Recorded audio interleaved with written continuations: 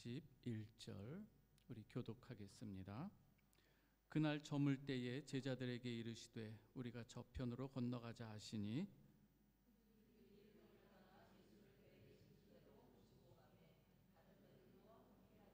큰 광풍이 일어나며 물결이 배에 부딪혀 들어와 배에 가득하게 되었더라.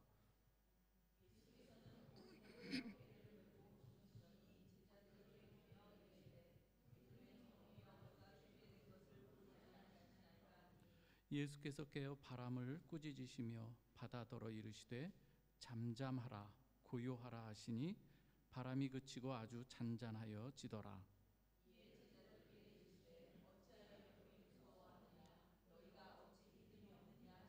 같이 읽습니다.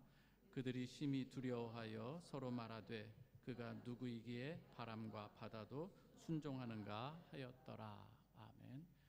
이 시간에 우리 조 집사님, 조은배 집사님 특송이 있겠습니다.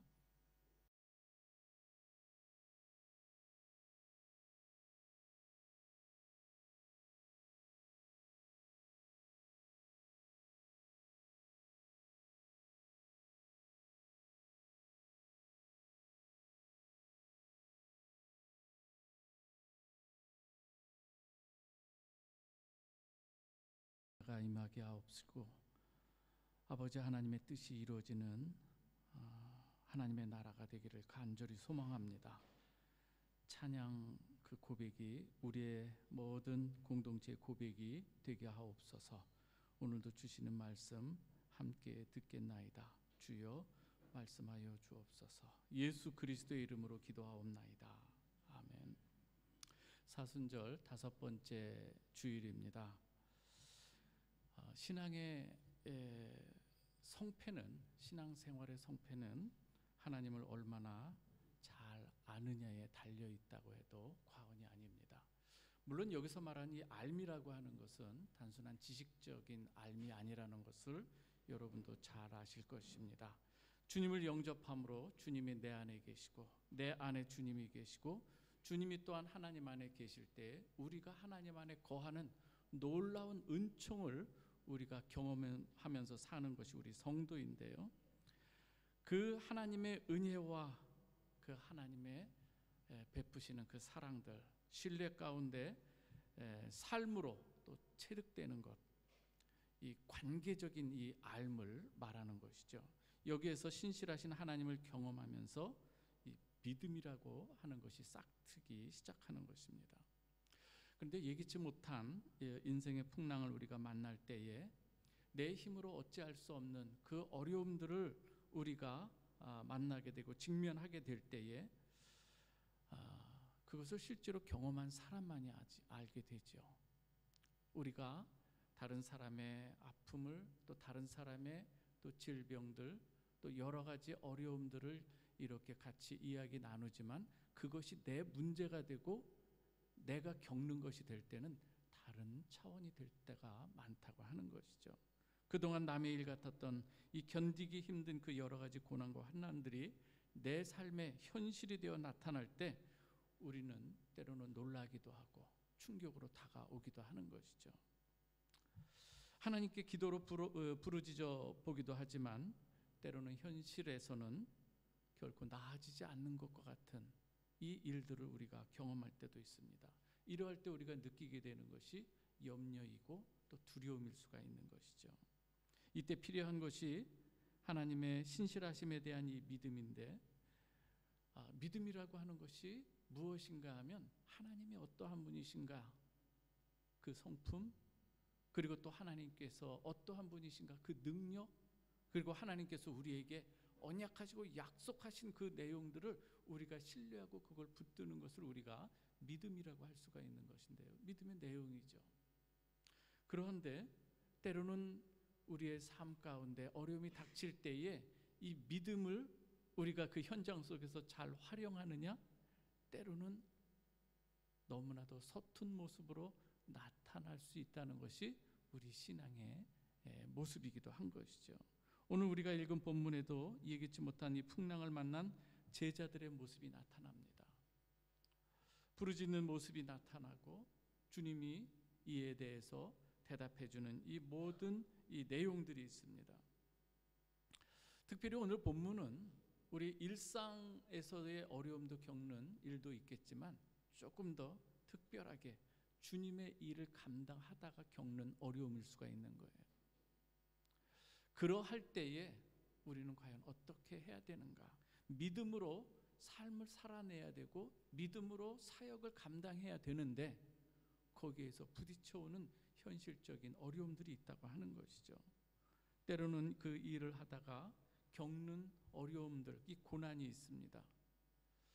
순환이 있을 수도 있다는 거예요. 오해를 받을 수도 있는 것이고요. 물리적인 어려움도 겪게 될 수 있다고 하는 것이죠. 이때 우리는 어떻게 반응해야 되는가? 그리고 주님께서 오늘 우리에게 무엇을 말씀하고 계시는가? 오늘 여기에 우리가 귀를 기울여 보기를 원합니다. 먼저 35절에서 37절 말씀을 한번 제가 읽어드리겠습니다.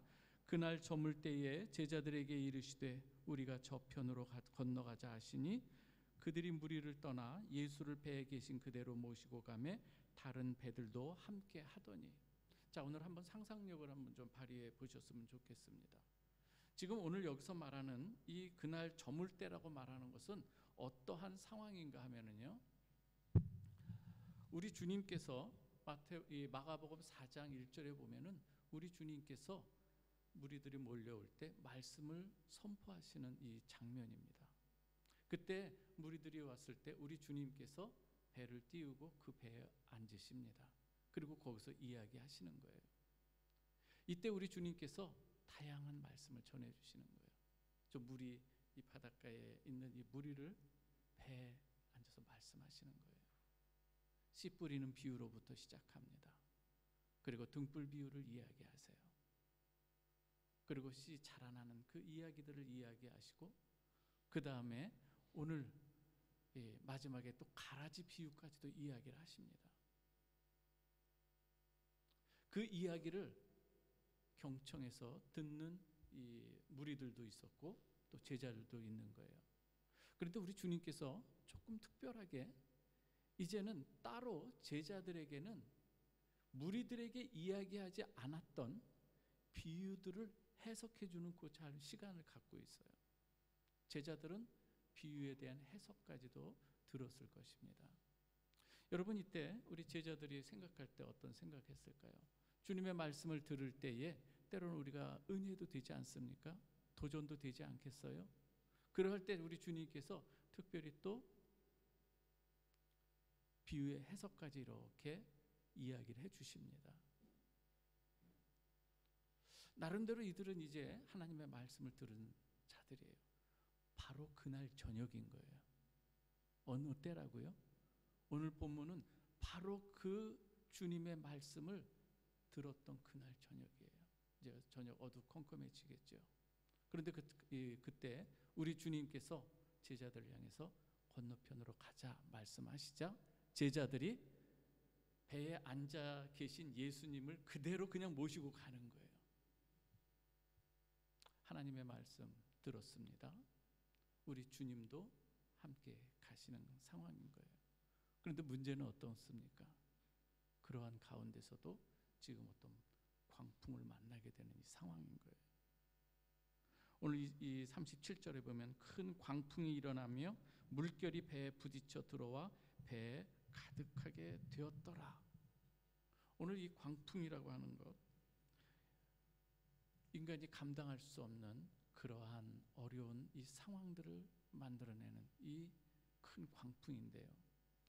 여러분, 이 종종 이 성경에서는 이 바다를 뭇과 비교해서 바다를 이 하나님을 대적하는 어떤 세력들로도 종종 사용하고 그렇게 쓰기도 합니다.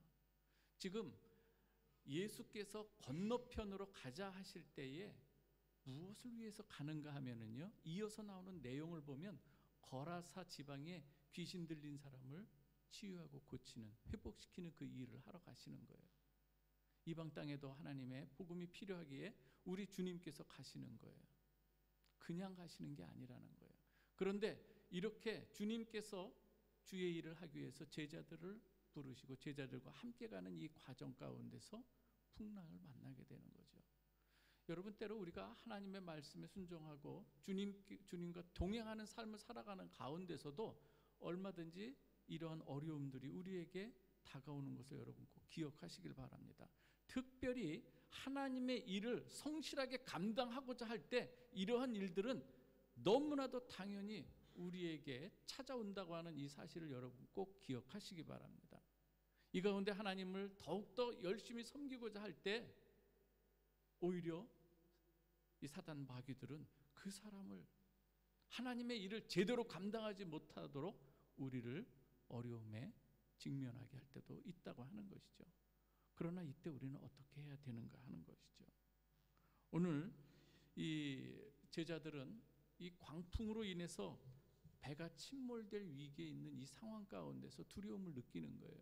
여러분들이 제자들이 어부로서 그냥 가만히만 있었겠습니까? 그들이 모든 이 평생토록 자기 직장, 오히려 자기가 행하던 그 모든 일들 익숙한 곳 아니겠습니까? 해볼 수 있는 것 다 해봤던 그러한 사람들 아니겠습니까? 그럼에도 불구하고 그들이 감당하지 못하는 거예요. 이때 주님을 찾습니다. 어떤 마음으로 찾았는가? 오늘 38절 하반절에 보면은 주무시던 우리 주님을 깨우는 제자들의 그 마음이 그대로 묻어나오고 있습니다. 선생님이여, 우리가 죽게 된 것을 돌보지 아니하시나이까? 그 바로 40절에 보면은요, 우리 주님께서 그 모습을 보고 너희가 어찌하여 믿음이 없느냐? 우리 주님의 책망 어린 이러한 이 모습을 볼 때에 이들이 주님을 찾을 때 믿음으로 찾기보다는 원망과 불평에 지금 내 사정, 내 상황도 돌아보지 아니하십니까? 이러한 마음으로 부르짖는 이 모습이었다고 하는 것이죠. 다시 말씀드립니다. 이 날은 어떤 날이었다고요?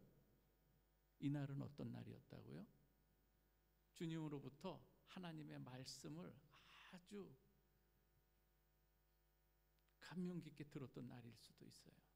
씨 비유를 하나 예를 들자면 돌밭에 떨어진 이 씨 비유, 그렇죠? 말씀 듣기는 듣지만 금방 타서 없어지는 그러한 이 신앙, 그걸 들으면서 제자들은 어떤 마음이 되었을까요? 이래서는 안 되지. 길가밭도 그렇고요. 가시떨기나무 사이에 떨어진 이 씨 이야기를 들었을 거고요. 좋은 땅에 떨어진 그러한 이 내용을 들으면서 아, 그래, 어떠한 가운데서도 나는 좋은 땅에 떨어진 그 씨와 같이 인내로 결실하면서 어떠한 상황 가운데서도 열매를 맺어가는 그런 사람이 되길, 이런 생각 안 했을까요, 여러분? 바로 그날이에요. 말씀을 들은 바로 그날 삶의 현장에서 어떤 일이 벌어졌는가 하는 거예요. 오늘 우리가 이러한 말씀을, 하나님의 말씀을 듣고 문 밖에 나가면서 우리는 때로 잊어버릴 때가 많이 있어요. 서로 사랑하자 하면서 말씀을 들었을 때 옛날 같으면은 이 교회 예배당에서 나가면서 의자가 없었던 때이기 때문에 신발들이 있잖아요. 신발 찾다가 서로 사랑하자, 은혜로운 말을 듣고 나가다가 신발 찾다가 서로 다투는, 그게 우리 인간의 모습 아닌가 하는 거예요. 말씀을 들은 날이에요. 그러나 그 말씀을 들은 날 이들은 어떠한 모습을 취하고 있는가 하는 것이죠. 제자들이 주님을 배에 모시고 가면서 부르짖는 이 외침은 제자들이 지금 배에서 풍랑 만났을 때의 이 외침이기도 하지만 또 하나의 이 어떤 상황에서 이러한 외침을 외치는가?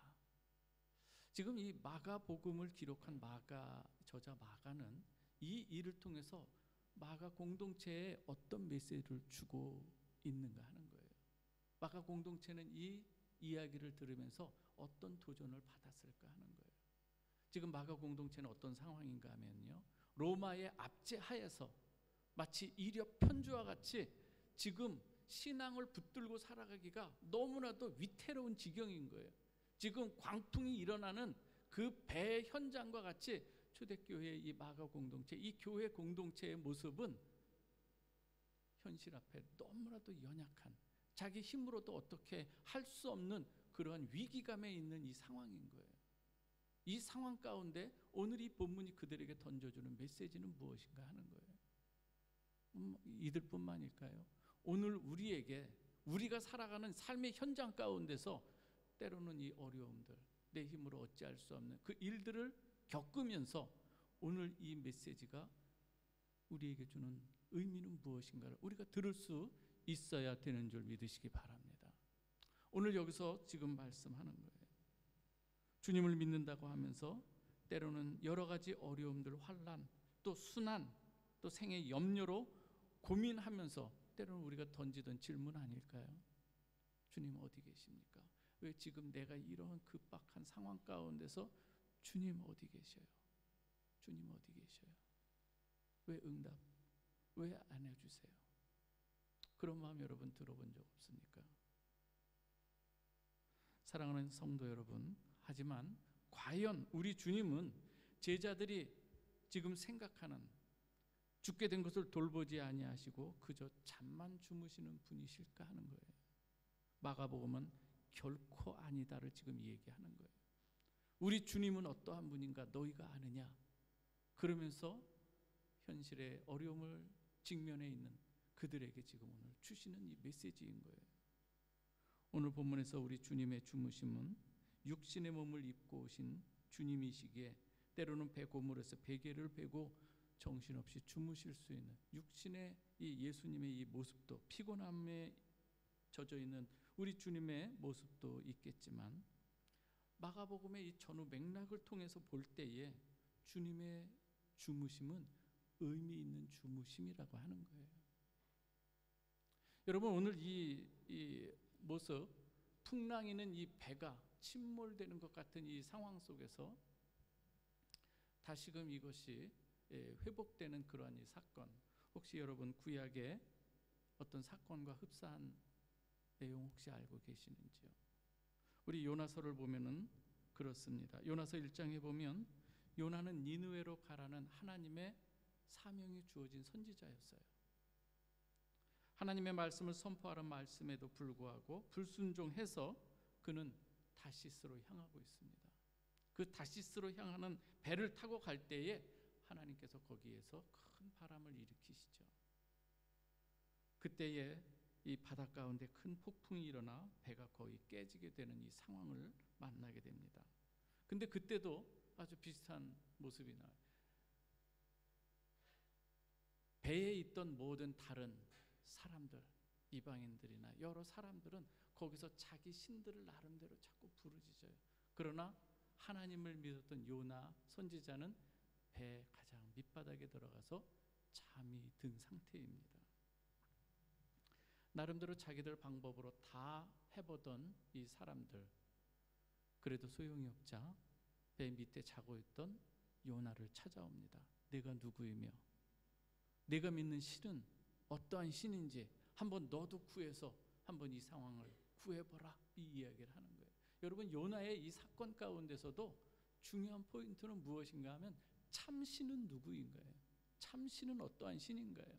다양한 사람들이, 선원들이 다 자기 신을 믿고 부르짖었지만 참신은 누구인가요? 비록 불순종하고 떠나가는 요나, 그러나 그가 믿는 신이 참신이라는 것을 그 사건 가운데서 드러나게 되는 것이죠. 폭풍의 원인이 요나에게 있음이 밝혀지고, 중요한 것이 여기 있습니다. 요나가 이젠 이 하나님이 누구인지를 밝히고 자신을 밝힌 후에 그래도 폭풍은 그치지 않아요. 언제 폭풍은 그치는가 하는 거예요. 거기서 말합니다. 너희가 나를 바다에 던지라는 거예요. 요나의 죽음을 바다에 던져짐을 통해서 비로소 거기서 잠잠해지고, 던져진 요나 사흘 동안 물고기 뱃속에 들어가 있다가 나중에 토해지고, 그 요나가 니느웨로 가서 말씀을 선포했더니 놀라운 역사가 일어나요. 변할 것 같지 않았던 니느웨 성 사람들이 모두 회개하고 돌아오는 역사가 일어난 거예요. 오늘 여기서 우리 주님, 오늘 이 상황도 같은 맥락으로 보게 되는 거예요. 여기서의 이 배 밑에서의 주무심. 오늘은 이 모습 가운데서 우리 주님께서 이 요나의 이야기를 전하시면서 인용하면서 이렇게 말씀하세요. 사람들이 많은 표적을 구하나 내가 보여줄 표적은 요나의 표적밖에 없다. 요나의 표적이 무엇일까요, 여러분? 요나가 바다에 던져짐으로 인해서 배 안에 있는 사람들이 구원받는 역사인 거예요. 그리고 그가 가서 니느웨로 가서 복음을 증거했을 때 거기서 사는 역사들이 일어난 거예요. 무엇을 통해서요? 요나의 죽으심. 그리고 사흘 동안, 이 3일이라고 하는 것, 우리 주님께서 십자가에 달리심으로, 그리고 3일 동안 장사된 지 사흘 만에 다시금 일어나셔서 주의 일을, 부활하신 주님께서 하시는 그 일들을, 그 내용과 지금 맞물려 있는 것이죠. 그래서 우리 주님께서 이 비유를 말씀하시면서 이렇게 말씀합니다. 예수께서 대답하여 이르시되 악하고 음란한 세대가 표적을 구하나 선지자 요나의 표적밖에는 보일 표적이 없느니라. 요나가 밤낮 사흘 동안 큰 물고기 뱃속에 있는 것 같이 인자도 밤낮 사흘 동안 땅속에 있으리라. 심판 때에 니느웨 사람들이 일어나 이 세대 사람들을 정죄하리니 이는 그들이 요나의 전도를 듣고 회개하였음이거니와 요나보다 더 큰 이가 여기 있으며, 요나보다 더 큰 이 누구요? 예수 그리스도가, 예수 그리스도가 요나보다 더 비교할 수 없는, 나중에는 솔로몬과도 비교하죠. 솔로몬보다 더 큰 이 예수 그리스도를 이야기하고 있는 거예요. 오늘 본문을 조금 더 깊이 좀 생각해 보면은 그렇습니다. 씨 뿌리는 비유에서도 나중에 한 알의 밀알이 땅에 떨어져 죽지 아니하면 그 이야기가 어떤 의미일까요, 여러분? 주님의 십자가를 담아내는 그 내용들인 것이죠. 오늘 주님의 주무심은 바로 그러한 예수 그리스도의 죽으심과 연관된, 오히려 그걸 메타포로 전해주는 메시지라고 하는 것입니다. 오늘 우리가 이 본문을 통해서 주님께서 자신을 계시하는 것, 예수 그리스도, 그는 누구인가, 거기에 대해서 우리 주님 말씀하시는 건데요. 여러분, 우리가 인생의 역경을 이겨내기 위해서는 여러분들이 믿고 모시고 가는 주님이 어떠한 분인지 바르게 믿고 깨닫는 지혜가 여러분에게 있길 주님의 이름으로 축원합니다. 하나님의 말씀을 통해서 주시는 그 메시지인 거예요. 복음서 저자는 이렇게 풍랑 속에서 자신을 돌아보지 않아 보이는 예수, 제자들이 볼 때는 자신들을 돌아보지 않아 보이는 예수예요. 마가 공동체가 초대교회에서 어려움에 직면해 있는데 주님께서 자신들을 돌아보지 않아 보이는 예수인 거예요. 저와 여러분들이 삶을 살아갈 때 때로 어려운 일들을 직면해 있는데 아무런 느낌이나 응답이 없어 보일 때 주무시는 듯한, 주무시는 예수 같은 그런 것을 우리가 경험할 때가 있는 줄 우리는 여러분 많이 볼 것입니다. 오늘 그런데 우리 이 본문을 통해서 이 두려워서 믿음의 자리를 떠났던 이 제자들의 모습을 이 교훈 삼아서 오늘 마가 공동체를 향해서, 그리고 오늘 프라하 베델 교회를 향해서 사랑하는 성도들아, 자녀들아, 어떠한 어려움 가운데서도 하나님은 어떠한 분인지, 예수는 어떠한 분인지 이것을 드러내시면서 주어진 사명 감당하기를 바라는 주님의 절실한 마음이 여기에 담겨져 있는 줄 믿으시기 바랍니다.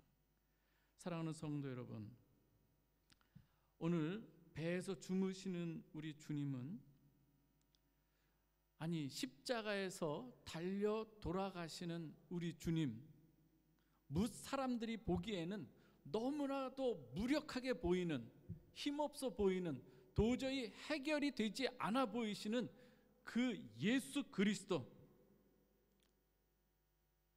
그러나 그 주님의 십자가가 해결책인 줄 믿으시기 바랍니다. 그 주님이 계셨기에 우리의 죄 문제가 실제적으로 해결이 된 줄 믿습니다. 그 주님의 십자가로 인해서 하나님과 우리 사이에 화평이 일어난 것이고요. 우리가 주님 앞에 직접 나아가서 기도할 수 있는 하나님의 놀라운 은혜를 받게 됐다고 하는 것을 오늘 말씀하고 있는 것이죠. 오늘 우리 주님 인간의 모습으로 내려오신 하나님이십니다. 인간이 가지고 있는 이 모든 것을 그대로 받으시기 위해서, 왜? 몸으로 오셔야지. 그래서 찔릴 때 우리 주님은 아파하시는 분인 거예요. 무슨 어떤 요술을 부려서 그냥 찔리는 흉약만 내고 아프지 않은 분이 아닌 거예요.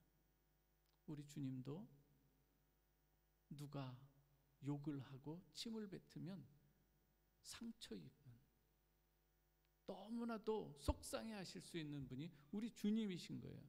그러나 우리 주님은 그 상처를 통해서 다른 사람의 그 아픔을 치유해 가시는 상처 입은 치유자라는 말을 그래서 하는 거죠.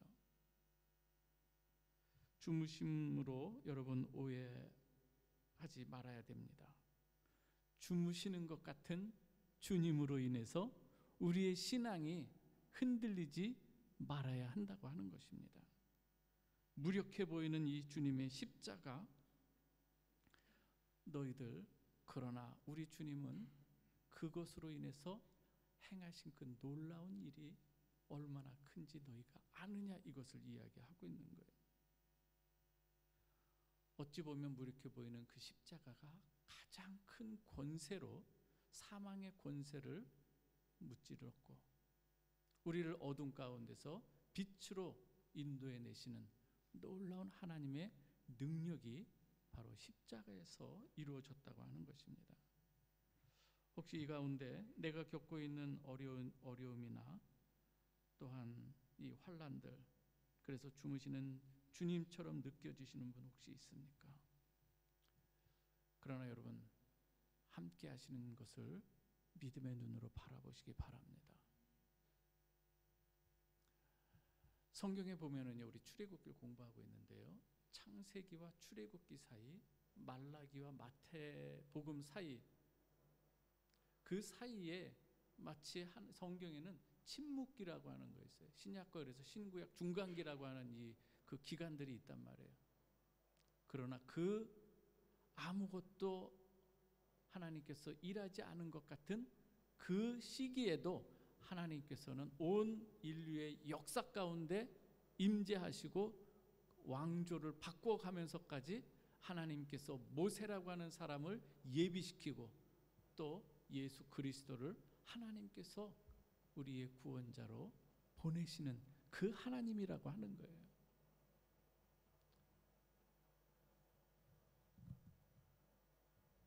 우리 참된 메시아로서 우리 주님께서는 우리의 모든 문제를 얼마든지 해결하실 수 있는 능력의 하나님이신 줄 믿으시기 바랍니다.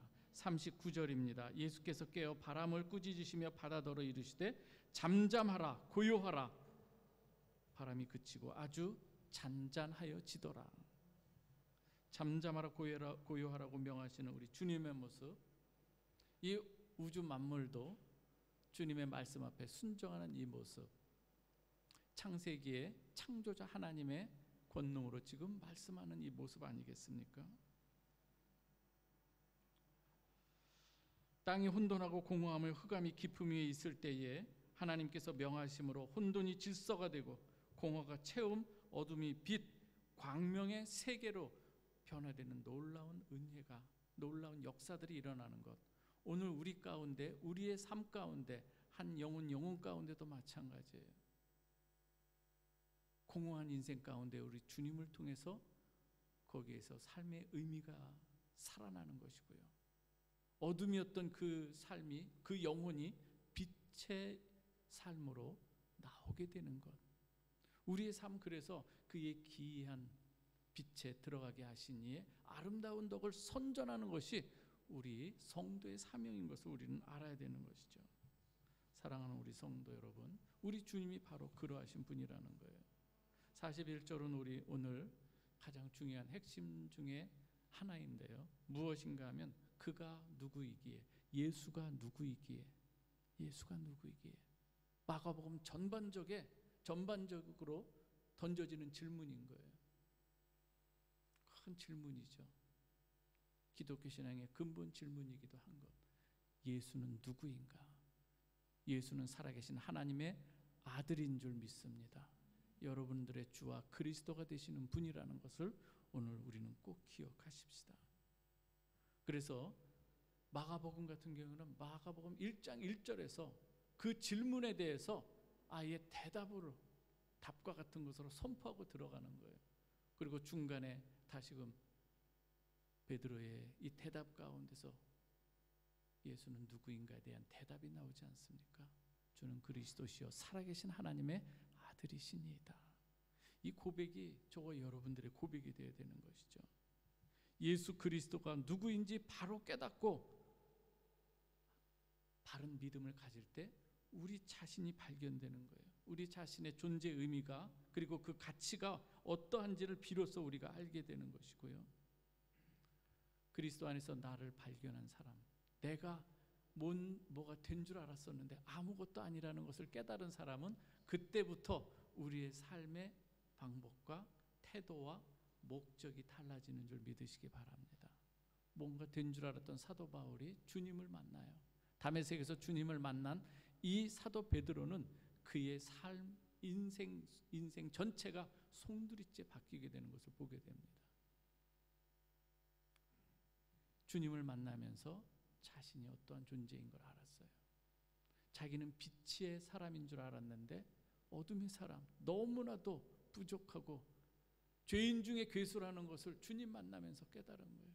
나는 율법 잘 지키면은 나는 부족함 없는 사람이라고 생각했는데 주님을 만나고 보니 내가 가지고 있던 그 의라고 하는 것이 얼마나, 우리 이사야에서도 말한 것처럼 인간이 아무리 의로운 사람이 갖고 있는 의라 할지라도 걸레와 같은 더러운 것에 불과하다, 이런 표현이 있거든요.